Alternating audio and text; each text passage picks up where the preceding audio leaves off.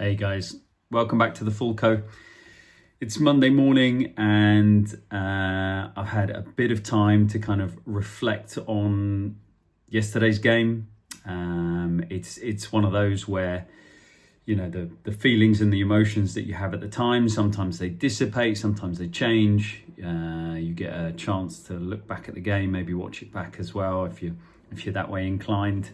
But I've got to say that even though some of the anger has subsided, I've not fundamentally changed any of my thinking in terms of the performance, in terms of what we did yesterday in the Chelsea game, and obviously the result and what we got off the back of that. So anyway, whether we want to or not, let's jump in, let's have a look at it. We started the game like a house on fire. We had, kind of the boost of Van de Ven as a complete surprise, and then Romero both being declared fit to play. Obviously, that didn't go our way. And as ever, people will go mad and they'll blame Ange and they'll blame the medical team. I don't subscribe to that side of things. I don't particularly think our medical team is any better or any worse than any other Premier League medical team. And so, there was a bit of a boost. And actually, when you looked at it and you looked at that team that was going out there, it was pretty much our strongest 11 barring Vicario. And I've got thoughts about that given Forster's performance. And you would say that in itself gave us a little bit of a bump and a little bit of energy going into it. And we started like an absolute house on fire. Like I said, it's one of those where we were in an identical situation, kind of running away with the game early on. We should point out that we were quite fortunate, not taking away from the fact that the two slips by Cucurella, and couldn't happen to a nicer chap, allowed Brennan to pinch the ball on both occasions. And it's good, from a positive perspective, he's alive, he's on top of it. The press is what causes Cucurella to be turning in that way, to be turning his body towards the touchline, try and whip the ball up the line, because he hasn't got options into midfield, which is exactly what we want to do against this Chelsea team. So from that perspective, that worked. And then we get luck twice, with him hitting the deck, and I saw a few other players, even our players, hitting the deck a couple of times on that left hand side as underneath the east stand. So that kind of thing you have to take advantage of, and we did. So very unlike Tottenham, we get handed a couple of really golden opportunities, and the first one, Johnson takes the ball on, whips the ball in near post, and that bugbear of people not getting across the front post. Solanke deserves credit. He absolutely did it. Nice little movement in the box. I think maybe Colwill is the defender he's up against. He doesn't let him rest. He doesn't let him know or make it easy for him by just peeling away and saying that's got to be a brilliant ball across. It's got to beat the first man. He's in behind him, and then he pops up in front of him, and doing a striker's things. That's exactly what we want. It's quite old-fashioned, but it works. The reason it's worked for so many years is because it's really effective. So good ball in and a really nice finish, because that's not an easy ball, kind of bouncing high to make contact with and get it in, but he gets a really decent contact, unstoppable, and we're 1-0 up, and we're feeling pretty good about ourselves. And then it was continuing in that vein where we're completely on top, just like we were 12 months ago. And we get another go at it. And this time, again, Brennan pinches the ball. Nice feet to get out on the touchline. I think he lays it back to Porro. Porro plays the ball in. Decky, brilliant. Ball sticks to him. It's not an easy ball played into him by Porro. Ball sticks to him. He drives inside, and then a really, really nice finish. The Harry Kane finish, just reversing it back inside that near post when, to all intents and purposes, on his left foot, everybody's looking second post. People are hedging their bets. Sanchez would have probably been leaning and thinking to himself, I'm going to probably get one step at this and then go to my right-hand side. And he reverses it in, daisy cutter through the defender's legs and inside the near post. Great goal, great finish, lovely technique and great composure. Tottenham are 2-0 up, and at this point, you know, Spurs fans, we're all worried. We're all nervous. 2-0 is, you know, the key to a collapse for Tottenham. And then our press continues to work. And as I said on X when I was posting pre-game, Sanchez is a real weakness for Chelsea. They will upgrade that and they will be a real threat next year. The press is doing what it did. I think Lavia struggled in the middle in terms of with possession and getting out, even though he did get out once. So Decky, you know, cracked him one with his elbow, which we'll talk about. But I think the setup was favourable, and then we started to be a bit wasteful. We were getting into good positions and it looked like it was just about to break for us, or we were winning the press, and Saar was really good in that aspect, and it looked like we were just about to get out, and then somehow it didn't quite go. We didn't quite connect that pass, we didn't quite get away, and that broke down. But again, at that point, the press is working, Chelsea are shaky, and we're 2-0 up, and you're thinking, this is good. This is okay. This is what we should be doing and capitalising on. And at that point, the game state was very much in our favour. Then Tottenham do Tottenham things. That first goal, as much as it is an absolutely wonderful strike by Sancho, excuse me, if we're talking about finishing practice, that's one of those edge of the box. He catches it with laces, with a tiny bit of instep, you know, just off the top of that foot bone that sends it with a bit of curl that takes it off the inside of the post. Whereas if he'd have caught it flat laces, probably hitting the face of the post and coming back out. It's a wonderful finish, but we get everything wrong in defending that. I was absolutely steaming at how easy it was for Sancho to get into that shooting position. If you see how much space he is when he lets fly, it's appalling. It's absolutely appalling. And defensively, we've got so many numbers. There is Porro gets his feet wrong. So this is number one, and for me, the main culprit of this situation. Porro gets his feet wrong, and he did it time and again in this game, and he does it all the time. He's spinning the wrong way. And these are fractions of seconds, and these are the things that at that elite level get punished. He is facing one way because he wants to send Sancho down the line, and he turns the wrong way. It takes in that fraction. He's not catching Sancho. And fair play, Sancho drives in with purpose, which is what you want from a winger. If you are going to do it, go, because it commits people and it catches people off guard. It absolutely did that to us. Porro makes an absolute hash of sorting his feet out and getting across. Radu is tucked in. Now, he has got a runner, and it's a catch-22 for him. He has to go with the runner and have the awareness to be looking along the line to then pull out of that run. So as long as Sancho's still got the ball at feet, he has to halt himself to play that offside line, or he has to decide to jump in and actually go with the runner.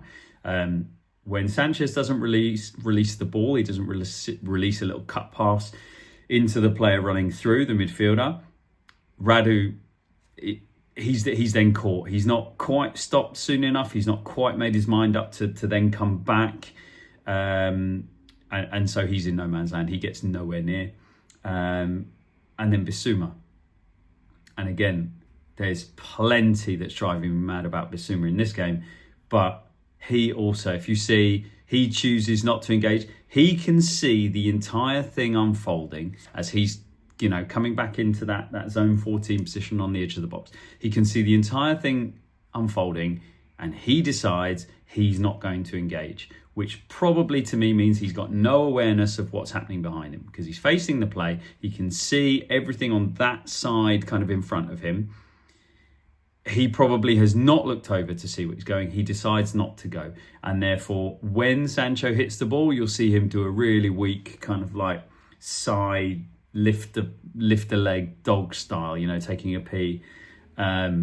Which get nowhere near it, of no impact to that situation. He doesn't aggressively charge towards the player and then halt his run so he doesn't get beaten too easily. He does none of the defensive things you want from a midfielder in that situation, and really weak. Not impressed with that. Not impressed with Porro, and Radu is caught between two different things happening.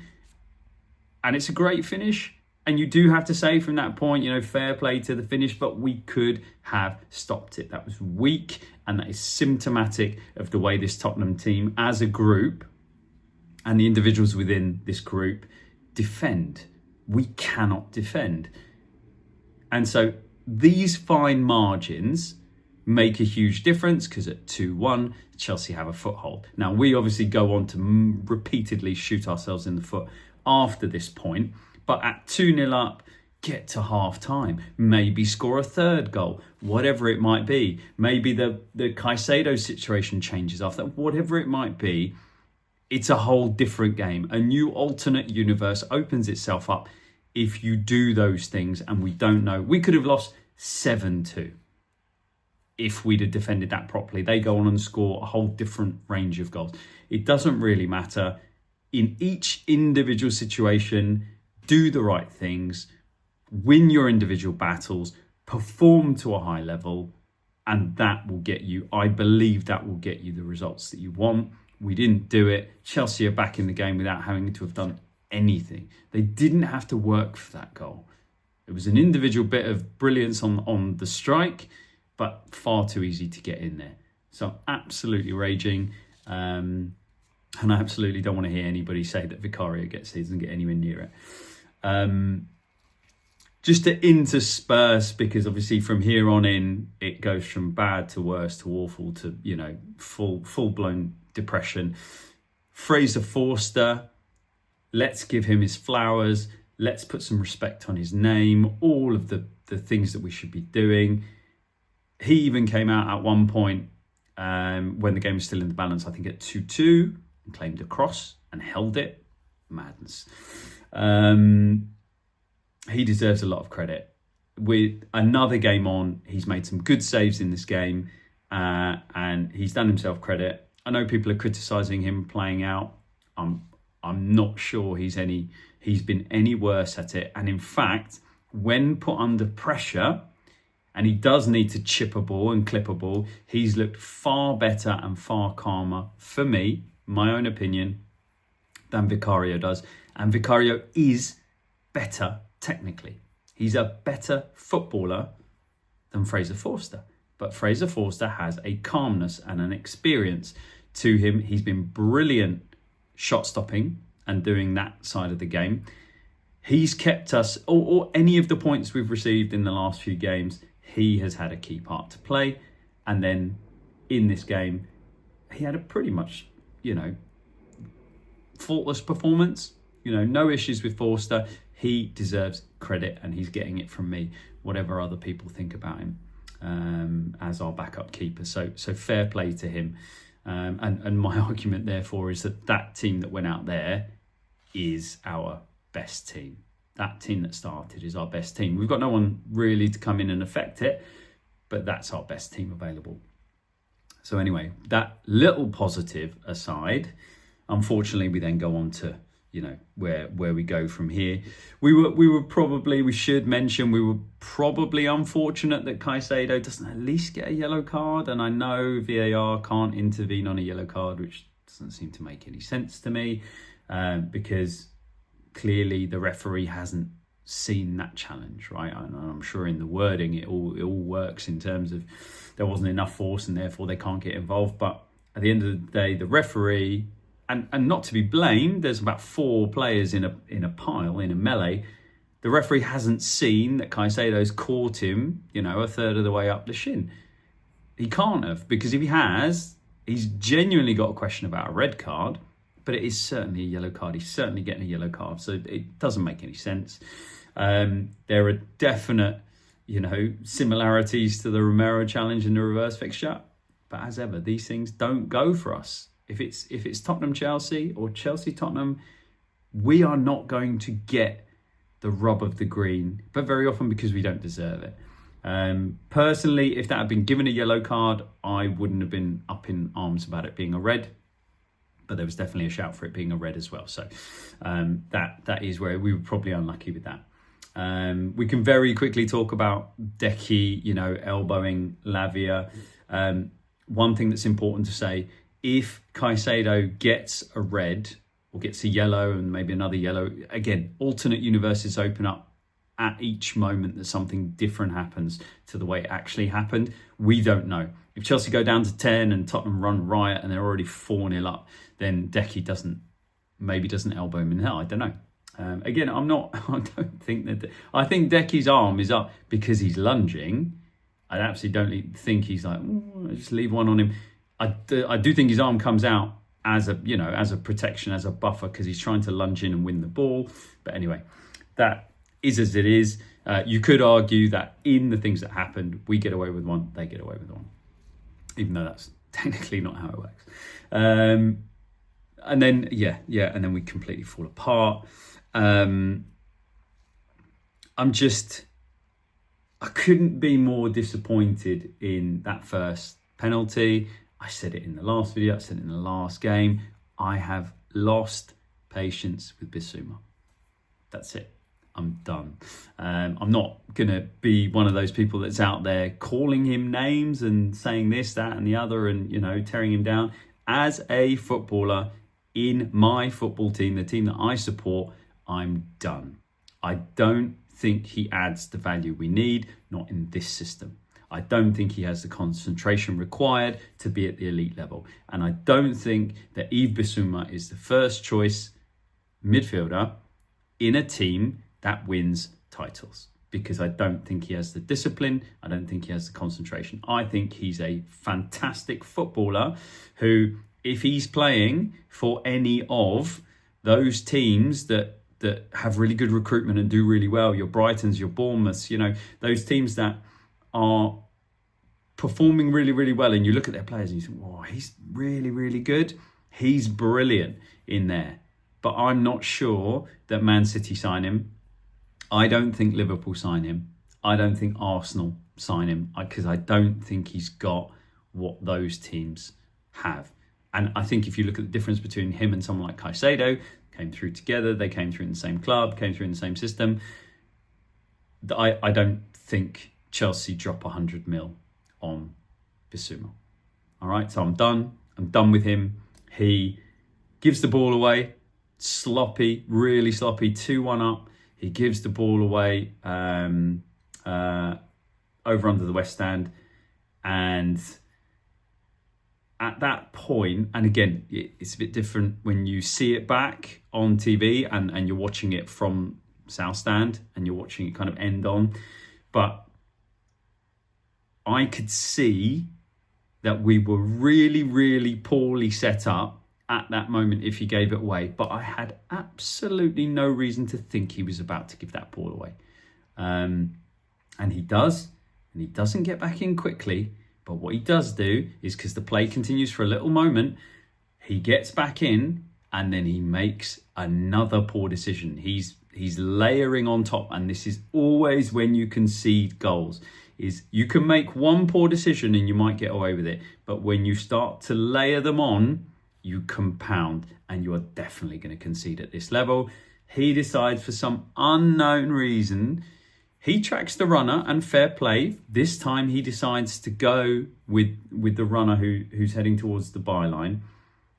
And then I can see him start, looking down on it, see him starting to get in position to slide. And I think to myself, you just have that momentary, everything freeze, and, life flashes before your eyes, because you're like, he's either going to clear this out and we're all going to go mad because it's a brilliant challenge, or, and obviously this being Chelsea, it's or. He gets nowhere near it, wipes out, I think, Caicedo, which is very appropriate. And yeah, he's completely buried us. He's buried us. The momentum had already shifted because we'd given them a leg up from nothing, and now they're on terms. And so, yeah, Cole Palmer, call as you like, he's an unbelievable player. Yeah, we did not look like we could deal with Cole Palmer, but he hadn't created a huge amount, and then we give him a freebie. Scores the penalty. Nothing more to say apart from the extreme disappointment with Bissouma. Just, I'm done. My patience is up with him. Then we move on to the third goal. Again, Palmer jinking and turning. Could we do a bit better? Could we stand up a little bit better to him? There are kind of 3 or 4 players around him. No one really engages him well. I think Udogie actually did quite well in his 1v1 defensive situations during this game. So again, we should give him some credit for that. I think he did well. But Palmer, being the player he is, he draws lots of players, gets a shot away. You can curse, the luck that ball drops favourably to Fernandes, but Porro again cannot defend, and it drives me insane that somebody who does all the screaming and shouting and chest thumping and celebrating clearances with goalkeepers, well, there is your chance. There is your chance to put your body on the line for the team. How much do you want this? How much do you want to get something from a game? Not enough. Not enough. There is an overload. There is another player, but Porro can only worry about the shot because Enzo, you can see him lining it up from a mile away. He turns himself. He literally makes himself as small as he possibly can to avoid obviously taking a frontal hit, and you get what you deserve. No stopping that on the half volley. Nice easy finish for Fernandes inside the near post. Not good enough. Porro, you add to your defensive errors in the game, and it's another goal. So again, the disappointment's now layered. We're now behind. Chelsea have come from behind. They're completely, morale-wise, they're completely on top. They know they can control this game. They can play on the counter if they want to. They can hold possession and frustrate us. We will drop off energy-wise. They know that. We have put them in the driving seat without them having to earn it, and it is infuriating. And then we have a complete head loss from Papsar, who I thought he had a good game. I don't think he had a poor game. I've seen some people say he was poor. He wasn't.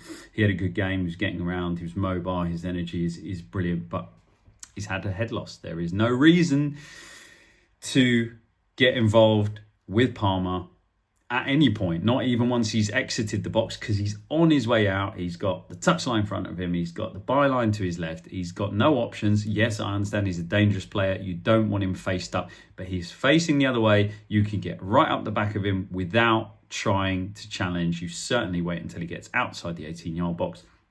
Pap, too keen. He's lost his head. That's it. This game over. Two goal lead. Again, you put them in the ascendancy, and it's all down to us. Beautiful Panenka from Palmer, who is just such an incredible player. And that's infuriating. And then after that, you're kind of, all right, well, can we go gung-ho? Now it's all about, can we rescue something? Can we do something? What we should point out, we should give Madders a bit of credit. Maddison came on and he did okay. He had a little turn on the edge of the box. He managed to roll a player and left-footed finish over the bar. But he showed that he was willing to take players on and commit players and do stuff. And then the corner routine for our third goal, really nice feet on the touchline, and good awareness, because he really plays a favourable cutback ball to Son, who's in space, to get that consolation. Too little, too late. Let's give Maddison his credit for his part. He did what he could when he came on. I think as an overall, individual players making errors and poor decisions, which just seems to be the way against Chelsea, have cost us this game. And today was not about the injuries and the centre-halves going off. Today was the game didn't change because Romero went off. Pedro Porro didn't stop defending. He doesn't know how to defend anyway. Sarr and Basuma didn't lose their heads in the penalty box because Van de Ven's gone off. They made poor decisions. They did the wrong thing. There's no excuses we're gonna throw at why woe is us as Tottenham.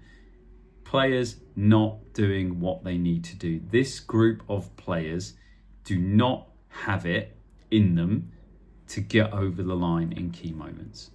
They don't have it. It's not the group of players. So this isn't the group of players. This group of players could win a cup. This group, and that's all we can pray for now. We're so far away from things in the league. Okay, we could go on an incredible blitz in the second half of the season, and we could end up in the Champions League spots. But for me, the season is about, can you put a pot in the cupboard? Can we get over the line just to have a bit of a feel good around the club?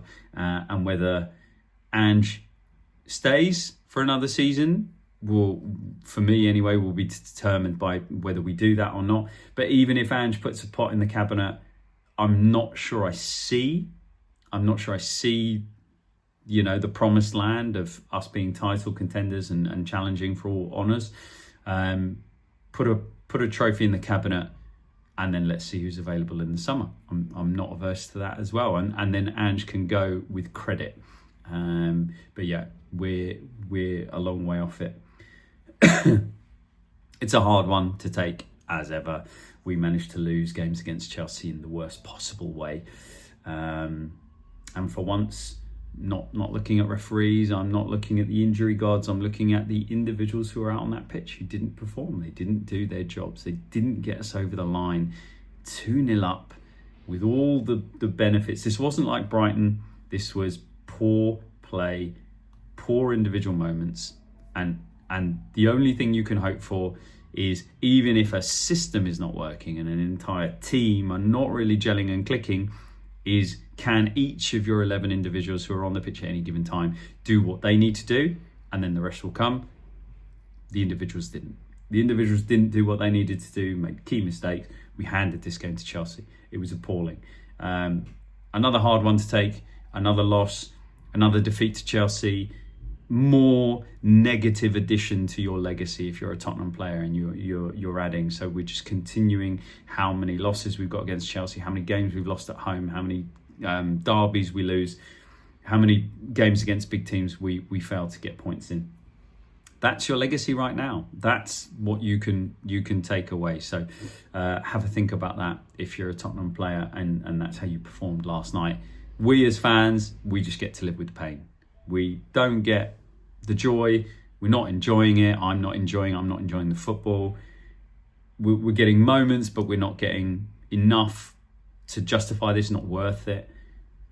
And then we get to go home and we get to go back to our normal lives and be really, really upset about something that only you as a group of players and a coaching staff and a club can do anything about. Not good enough. So yeah, we're all hurting. Roll on midweek, cup game, stay in the cups. That's all we can do now. Stay in the cups by hook or by crook. I don't care. Run the players into the ground right now until January and see if we need to make any signings. Just cling on. Stay in the cups. Get through, hopefully into that top 9 of Europa League, and then beat Man United. That's our season right now. Who knows what's going to come in the FA Cup in the new year. So that's it. Depressing one, long video, rant over. Sorry about that. I'm sure you're all in as much pain as I am. So have a good week. Let's see what we get up to in midweek. And yeah, come on Tottenham.